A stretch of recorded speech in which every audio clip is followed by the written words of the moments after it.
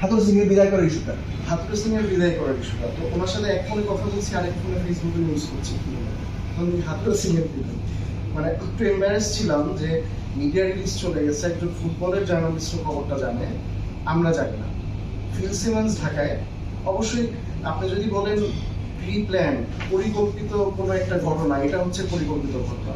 আন্দালে আপনার নতুন করে যে ফিল সিমন্সকে নিয়োগ দিবে, সে যে ঢাকায় চলে আসছে, আর বর্তমান কোচকে আপনি টার্মিনেট করে যে বিদায় করে দেওয়া হবে, এটা পুরা বোর্ডকে না জানিয়ে কেউ কেউ যদি জেনেও থাকে আমি জানি না, বাট আমি জানতাম না।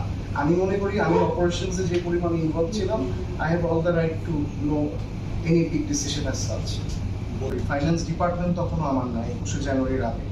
হ্যাঁ 21শে জানুয়ারির আগে, 21শে জানুয়ারির আগে যা ডিসিশন হয়েছে ডিপার্টমেন্টাল, ইন্টার ডিপার্টমেন্টাল, ওইটার রেসপন্সিবিলিটি আমার না।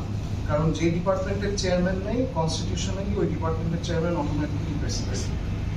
আমরা সিগনেটারি হিসাবে আমাদের কাছে যে সইগুলো করতে হতো, যে অ্যাপ্রুভালগুলো দিতে হতো, ওইটার রেসপন্সিবিলিটি শুধু আমার। আপনি কি এখন উল্টো অভিযোগ করতে পারেন তার বিরুদ্ধে যে আপনাদেরকে মেলাইন করা? এটা অভিযোগ তো না, আমি আমার স্টেটমেন্ট দিলাম। এখন এটা আপনারা গ্রহণ করবেন কি করবেন না, আপনাদের কাছে লজিক্যাল মনে হবে, এটা আপনাদের ব্যাপার। না, কিন্তু আমাদের ক্লিয়ার হতে হবে এই কারণে যে আসলে এটা আপনারা ক্লারিফিকেশন দিচ্ছেন, তার মানে হচ্ছে ব্যাপারটা তো এখানে একটা উত্তর আছে আমার। তিনজনের নামে স্পেসিফিক্যালি দিচ্ছে, এটার কারণটা কি হতে পারে? কারণ আমরা খুব প্রসেস ওরিয়েন্টেড প্র্যাকটিসে অভ্যস্ত।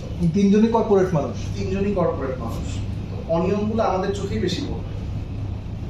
আমরা তো বিসিবি মানে আমরা বিসিবিতে এখানে কন্ট্রিবিউট করতে আসছি, আমরা ইলেক্টেড হয়ে আসছি। সো আমাদেরকে যে ডিপার্টমেন্টের কাজ দায়িত্বটা দেওয়া হবে, আমরা চেষ্টা করবো প্রসেসটা মেনটেন করতে। এরকম ধুমধাম আপনার ডিসিশন নিয়ে নিলাম, অমুককে ওদিক পাঠায় দাও, তমুককে ওদিক পাঠায় দাও, ও মানে ওকে আমার পছন্দ, বেতনটা 20,000 টাকা বাড়ায় দাও, it can be like that. এটা আপনি হতে পারে না, স্পেশাল কেসে দুই একটা হতে পারে। ইসমাইল হায়দার মল্লিকের সঙ্গে আপনি কথা বলতে ওনাকে প্রলুব্ধ করেছেন, উনি বলেছেন এটা টক শোতে, গ্যালারিতেও বলেছেন, এনটিভিতে।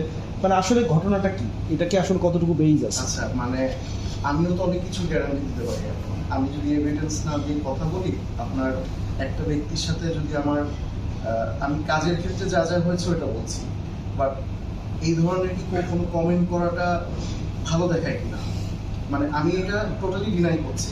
উনি কি করেছে ওটা আমি বলতে যাবো না, আমার আপব্রিঙ্গিং ওটা না, অ্যাপার্ট ফ্রম আমার কাজের ক্ষেত্র।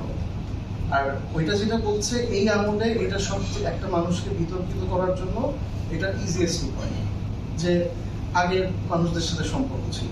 এটা কেন করেছে আপনারা নিজেদের কাছে প্রশ্ন করেন।